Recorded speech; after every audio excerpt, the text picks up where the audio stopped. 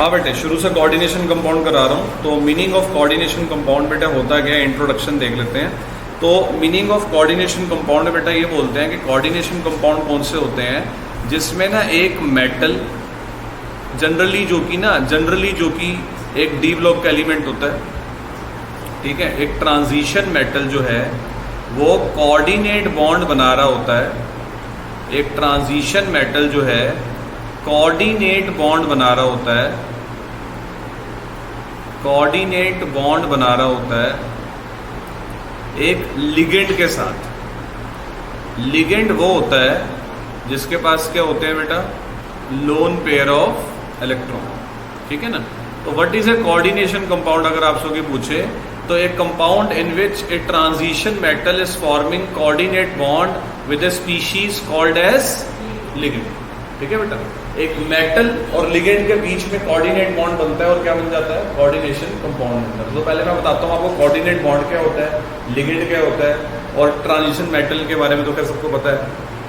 तो सबसे पहले बच्चे हम देखते हैं कि इसमें जो है वो लिगेंड, जो कोऑर्डिनेट बॉन्ड का मतलब क्या होता है। इसका बेस्ट एग्जांपल जो होता है ना बेटा, इसका बेस्ट एग्जांपल होता है ये, जैसे देखो ये कंपाउंड है CONH3 का होल 6 Cl3, ये इसका बेस्ट एग्जांपल है बेटे, ठीक है ना। जिसमें जो कोबाल्ट है उसको बेटा हम बोलेंगे सेंट्रल एटम, और उसके आगे जो एक लिगेंड है बेटा जिसके पास लोन पेयर है, और ये है बेटे कोऑर्डिनेशन नंबर,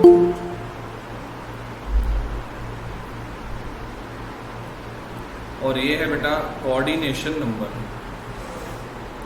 और ब्रैकेट के बाहर जो होता है ना उसको बच्चों हम लोग बोलते हैं काउंटर आयन।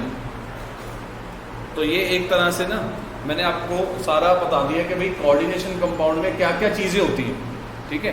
एक सबसे पहला जो एटम होता है वो होता है सेंट्रल एटम, उसके बाद जो होता है बेटा वो होता है लिगेंड, उसके नीचे जो नंबर है वो कोऑर्डिनेशन नंबर है, और जो बाहर ब्रैकेट के होता है उसे क्या बोलोगे बेटा, काउंटर आयन, ठीक है ना। तो अब हम समझेंगे कि जो है वो कोऑर्डिनेट बॉन्ड की एक बार मैं बात कर रहा था आपसे कि कोऑर्डिनेट बॉन्ड क्या होता है। तो what is A coordinate bond, what is A coordinate bond.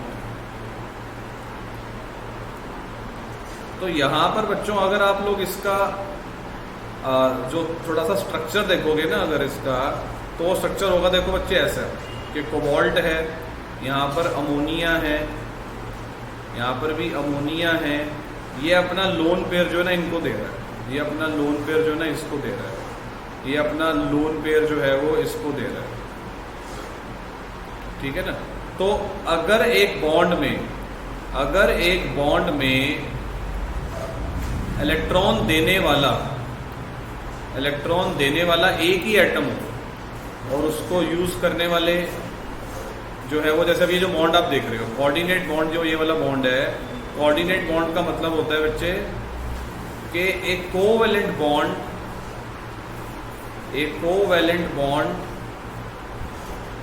in which electrons are donated by one atom but shared by two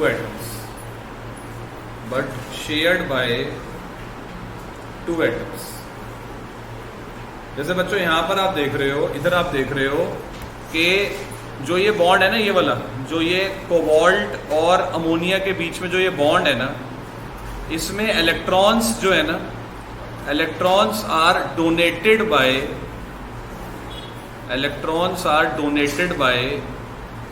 NH3 only, मतलब N नहीं दिए हैं बस, ठीक है ना, N नहीं दिए हैं, electrons are donated by N only, ठीक है ना। N ने ही इलेक्ट्रॉन दिए हैं और उसको शेयर दोनों कर रहा है, इसलिए इसमें ना एरो दिखाते हैं कि इसके लोन पेयर इसकी तरफ जा रहे हैं, ठीक है ना। तो what is a coordination compound समझ में आता है बेटे, एक बार दोबारा देख लो जरा फटाफट।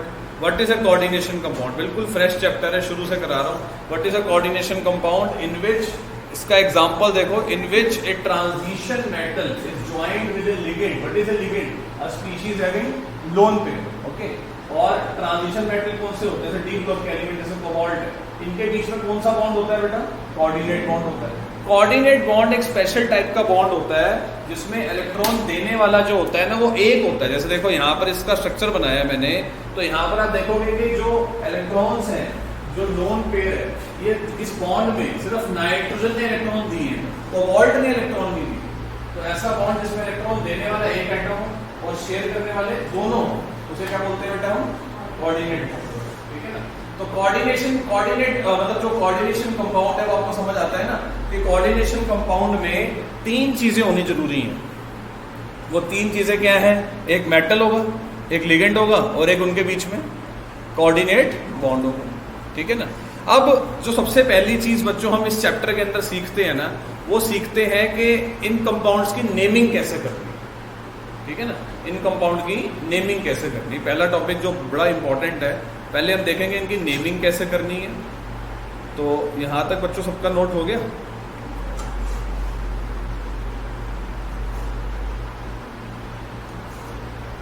ठीक है. तो नेमिंग को समझने के लिए बच्चों पहले हमें लिगेंड को समझना पड़ेगा. तो लिगेंड की डेफिनेशन आपके सामने है कि ligands are the species which are capable of donating lone pair of electrons to a central atom. Central atom is generally a transition metal ion. ठीक है. और उसके बाद बच्चों लिगेंड का एक फीचर होता है उसकी डेंटिसिटी. तो डेंटिसिटी का मतलब क्या होता है कि वो कितने लोन पेयर जो है वो डोनेट कर सकता है या उसमें कितने डोनर एटम्स हैं. ठीक है ना. डेंटिसिटी का मतलब होता है नंबर ऑफ अटैकिंग या फिर डोनर एटम्स, कि उसमें कितने डोनर एटम्स हैं. ठीक है. उसके बाद बच्चों देखो जो पहला हम देख रहे हैं वो देख रहे हैं यूनिडेंटेट या मोनोडेंटेट लिगेंड्स. ठीक है. यूनिडेंटेट या हाँ बेटा. सर मेरे साइड स्क्रीन अपडेट नहीं हुआ है अभी भी. व्हाट इज कोऑर्डिनेट बॉन्ड है? हाँ हाँ. लिगेंड्स जो है ना वो लोन पेयर डोनेट करते हैं और मेटल के साथ जुड़कर कोऑर्डिनेट बॉन्ड बनाते हैं बेटा.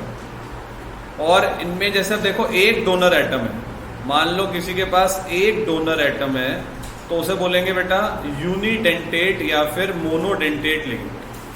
ठीक है. और उसमें सबसे पहला एग्जांपल है बच्चों अमोनिया का. अमोनिया के पास एक लोन पेयर होता है.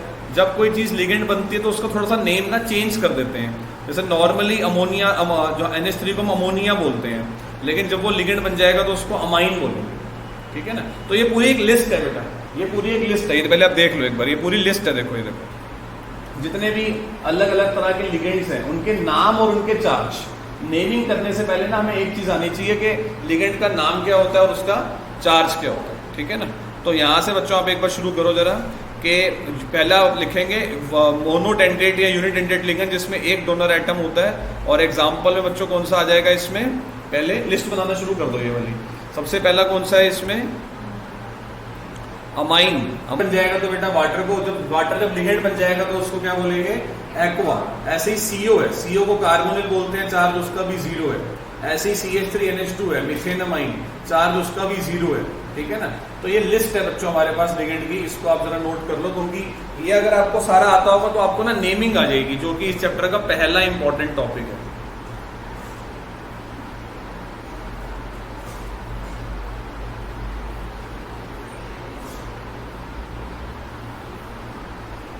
होता है बच्चों NO2 होता है, नाइट्राइटो N. और नाइट्राइटो N जो होता है ना वो ONO की तरह भी लिखा जा सकता है. तो नाइट्राइटो N भी लिखते हैं, नाइट्राइटो O भी लिखते हैं. इसलिए मैंने इनको सर्कल कर दिया है क्योंकि इनको ना एक नाम देते हैं बेटा. इनको एक नाम दिया है ambidentate ligand. Ambidentate ligand. Ambidentate ligand. ठीक है ना. Ambidentate ligand. Dentate. Ambidentate ligand का मतलब होता है कि जिसमें ना जैसे आप देखो NO2 और ONO को देखोगे, जब तो NO2 और ONO को देखोगे तो इनमें डोनर एटम वही है, मतलब डोनर एटम बदल रहा है, ग्रुप ऑफ एटम सेम है. NO2 में भी एक नाइट्रोजन 2 ऑक्सीजन है, ONO में भी एक नाइट्रोजन 2 ऑक्सीजन है, लेकिन डोनर एटम अलग अलग है. इसलिए इनके नाम करते हुए ना वो चीज को हम शो भी करते हैं, नाइट्राइटो N और नाइट्राइटो.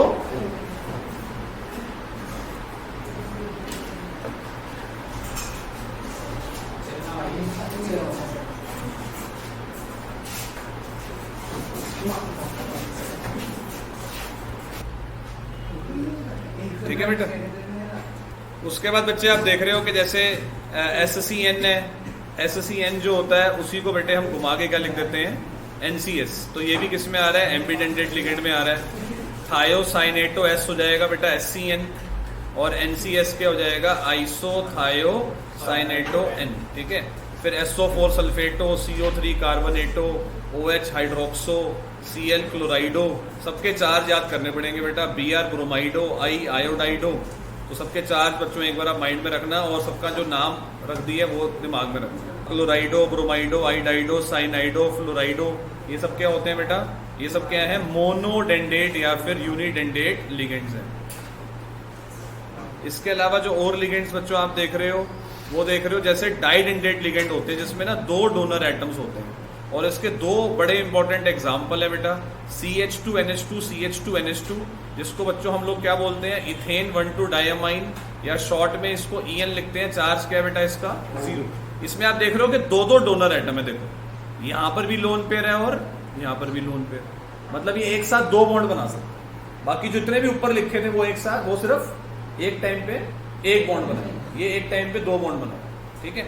ऐसे ही इसका भाई है ऑक्सलेटो, देखो ये रहा, ये ऑक्सलेटो, CO- ऑक्सलेटो, और इसका चार्ज क्या है बेटा -2, ठीक है। दोनों नोट करो जरा, ठीक है। उसके बाद बच्चों और एक और ऐसी कैटेगरी में एक और आता है जिसको बच्चों हम बोलते हैं हेक्साडेंडेट लिगेंड।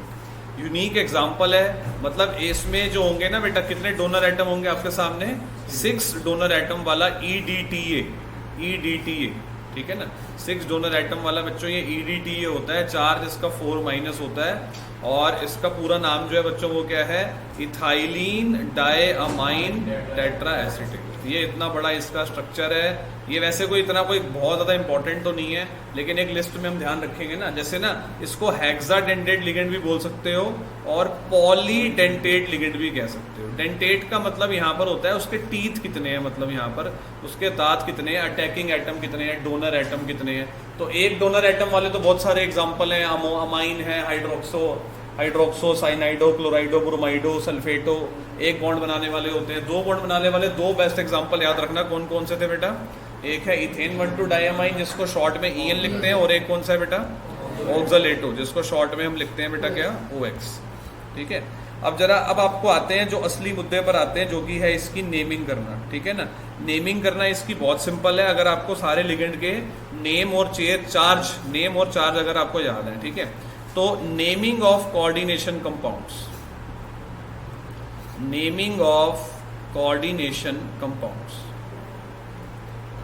ठीक है। तो नेमिंग ऑफ कोऑर्डिनेशन कंपाउंड्स कैसे होती है बच्चों, तो इसमें ना क्या होता है कि जैसे मेरे को मान लो मैंने इसका एग्जांपल लिया था, जैसे देखो ये एक एग्जांपल लेते हैं बेटा, मेरे को ना इस कंपाउंड का नेम लिखना है। यहाँ पर ये Br है और बाहर जो है ना वो SO4 है, मेरे को इस कंपाउंड का नेम लिखना है, ठीक है ना।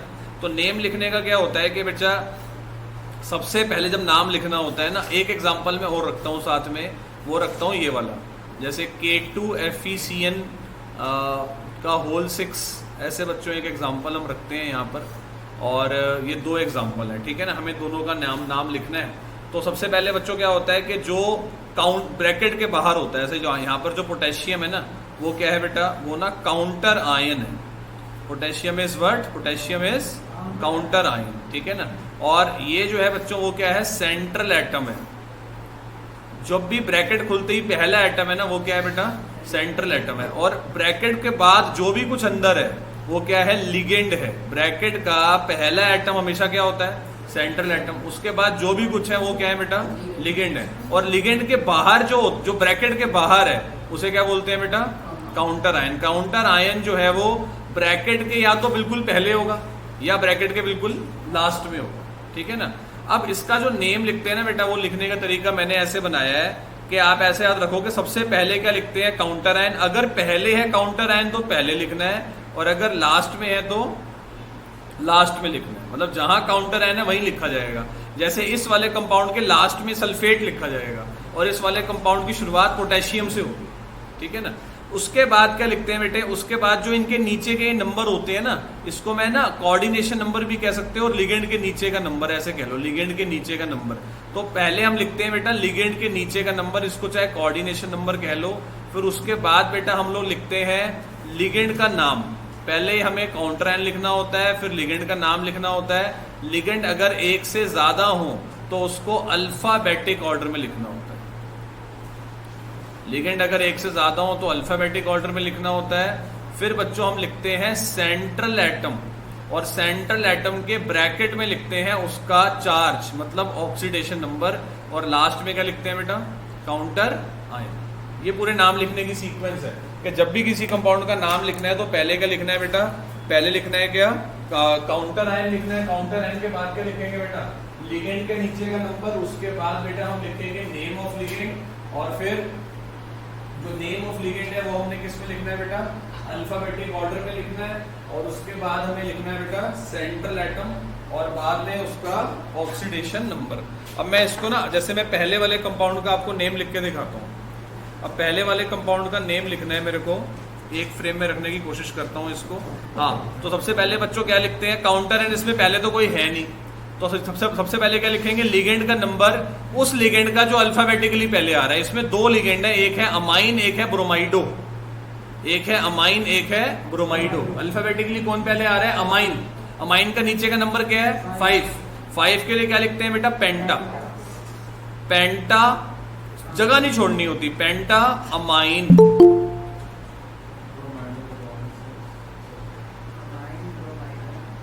पेंटा अमाइन।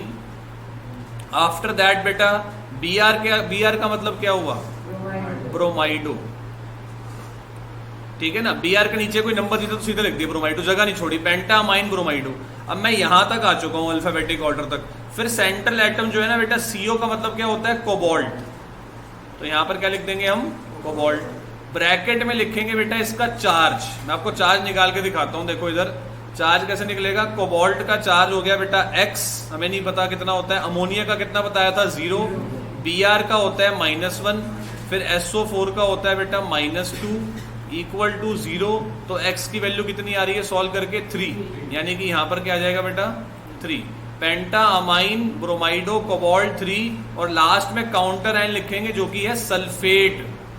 तो क्योंकि ना जो बाहर काउंटर आयन है वो लिगेंड नहीं है, बाहर जो काउंटर आयन है वो तो उस मतलब सल्फेटो नहीं लिखेंगे यहाँ पर हमने सल्फेटो नहीं लिखा, क्या लिखा है, सल्फेट। क्योंकि ये जो SO4 जो बाहर लिखा हुआ है वो लिगेंड नहीं है, वो क्या है, काउंटर है। जब लिगेंड होता है ना कोई, तो उसका नाम बदलते हैं, जो तुम्हें मैंने लिस्ट बनवाई है अभी, और तब यूज होती है जब कोई चीज क्या हो, लिगेंड हो। जैसे नॉर्मल Br का नाम क्या होता है, ब्रोमाइड होता है, लेकिन हमने यहाँ पर क्या लिखा है, ब्रोमाइडो। क्यों, क्योंकि वो भी ब्रैकेट के अंदर है। जब ब्रैकेट के अंदर होता है तो उसका नाम बदल जाता है। ठीक है, आया बेटा समझ में, क्या नाम है इस पूरे वाले कंपाउंड का, इस पूरे कंपाउंड का जिसको मैंने ए जो है नाम दे दिया है, ए वाले कंपाउंड का नाम क्या है, पेंटा अमाइन ब्रोमाइडो कोबाल्ट थर्ड सल्फेट। आया समझ में, ठीक है। इसकी प्रैक्टिस करेंगे, 10-12 एग्जांपल करेंगे, फिर हम आगे करेंगे। ठीक है, पहले यहां तक आ जाओ जरा।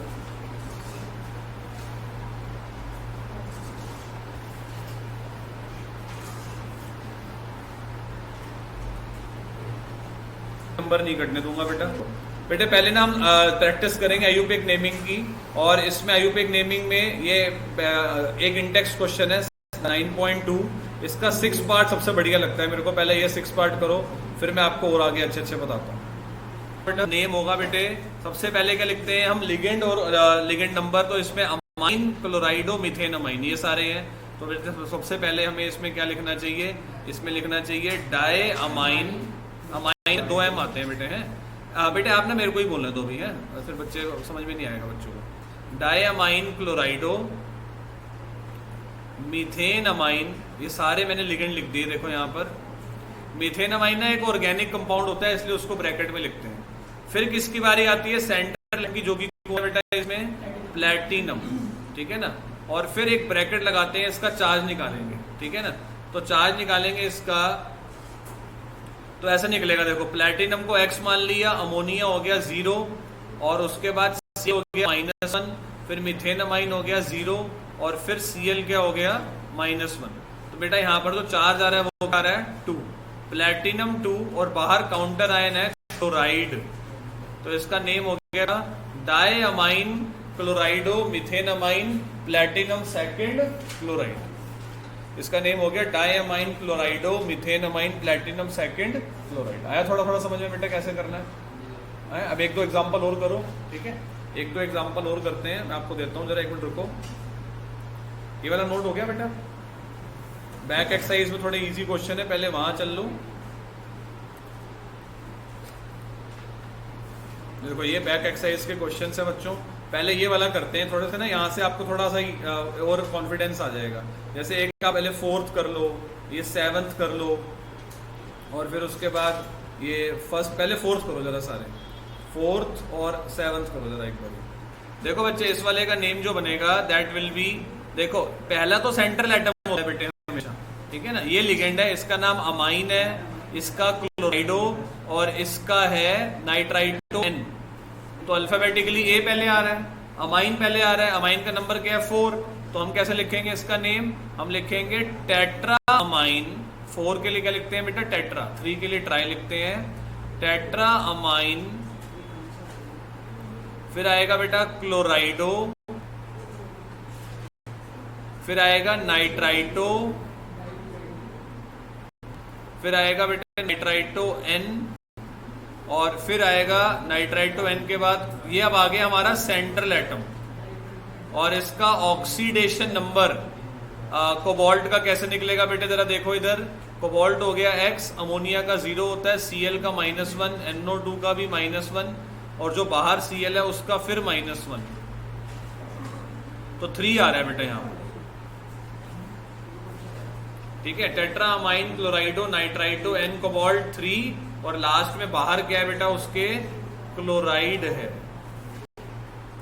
तो इसका नेम हो गया tetraamine chlorido nitrito N cobalt 3rd chloride. अब 5th वाले पार्ट में बेटा क्या करना है? इसमें सबसे पहले क्या लिखना है? 6 नंबर। 6 मतलब क्या हुआ? वाटर को क्या लिखते हैं बेटा? एक्वा। फिर आता है मैंगनीज, एन क्या होता है? मैंगनीज। और फिर ब्रैकेट में इसका ऑक्सीडेशन नंबर निकालना था, मैंगनीज X हो गया, वाटर का 0 होता है, इक्वल टू में +2 आएगा इस बार। नॉर्मली जब कोई न्यूट्रल होता है तो इक्वल टू में क्या आता है? 0। जब ऊपर कुछ चार्ज होगा तो वो आ जाता है, यानी कि यहाँ पर क्या है? 2। इसका नेम हो गया हेक्सा एक्वा मैंगनीज 2, और ये आयन है एक, क्योंकि चार्ज होता है तो उसको क्या बोलते हैं बेटा? आयन। तो नेम क्या हो गया इसका? हेक्सा एक्वा मैंगनीज 2 आयन, ठीक है। आया समझ में ये वाला? अब ऐसे फिर ये वाला करके दिखाओ, इसके बाद ये वाला सेम टू सेम वाला 3rd वाला करके दिखाओ, फिर आगे नहीं करा रहा हूं मैं। TI होता है टाइटेनियम। बेटे अब जरा ये वाले क्वेश्चंस करो जरा एक बारी। हाँ पकड़,